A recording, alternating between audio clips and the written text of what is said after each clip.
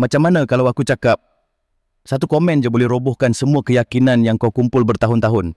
Masa aku mula-mula tulis dekat Facebook lepas bersara, ramai yang puji. Padu ayat pakcik. Teringat dekat arwah ayah saya. Tapi ada seorang budak komen, cerita lama basi. Dan sebab tu je, aku terus senyap seminggu. Padahal post tu dapat 48 like, 12 orang share, berpuluh orang cakap rasa terinspirasi. Tapi otak aku ulang satu benda je, cerita lama basi. Itulah dia negativity bias. Otak kita memang mudah tangkap benda negatif. Sebab zaman dulu kita kena alert kalau ada bahaya. Cuma sekarang, bahayanya bukan harimau. Bahaya sekarang, satu komen yang boleh bunuh semangat. Yang pelik, kita ulang-ulang suara tu dalam kepala, sampai satu tahap, kita sendiri percaya. Kau pernah tak?